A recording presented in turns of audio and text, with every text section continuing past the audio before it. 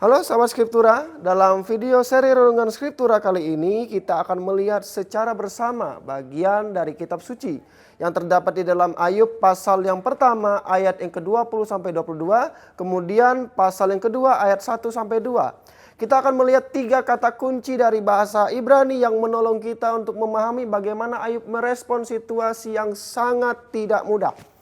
Kata kunci yang pertama ada syahah, yang artinya sujud atau menyembah. Nah, di dalam bacaan Ayub pasal pertama ayat 20 ini, setelah semua yang dimiliki Ayub itu hilang, ia bangkit mengoyakkan jubahnya lalu sujud dan menyembah Tuhan. Kata syahah itu menggambarkan sikap tunduk penuh hormat di hadapan Tuhan.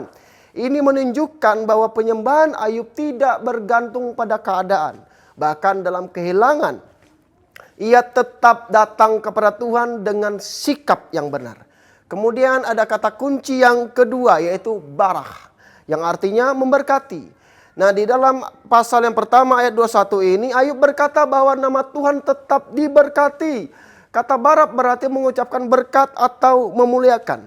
Di tengah penderitaan Ayub tidak menggunakan perkataannya untuk menyalahkan Tuhan, bahkan keadaan. Sebaliknya ia tetap memberkati Tuhan.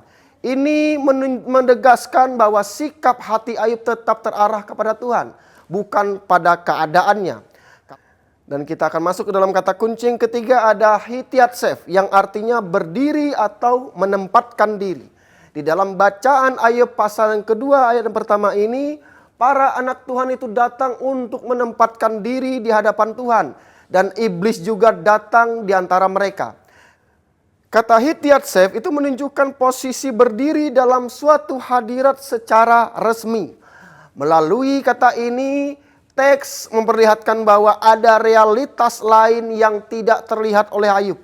Ada pertemuan di hadapan Tuhan yang menjadi latar belakang dari apa yang terjadi di bumi. Refleksi yang dapat kita ambil dari teks ini itu memperlihatkan dua sisi yang berjalan bersamaan. Di satu sisi Ayub mengalami kehilangan banyak hal. Di sisi lain ada pertemuan di hadapan Tuhan yang tidak diketahui oleh Ayub. Ayub tidak tahu apa yang sedang terjadi di balik semua itu. Namun responsnya tetap sama. Ia tetap menyembah Tuhan dan tetap bersyukur kepada Tuhan.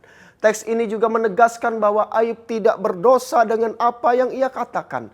Ia tidak menuduh Tuhan dengan berbuat yang tidak benar. Di hadapan Tuhan dia selalu bersikap dan berbicara dengan jujur. Dari sini kita belajar bahwa yang menjadi fokus teks itu bukan pada alasan penderitaan, tetapi pada respons di hadapan Tuhan.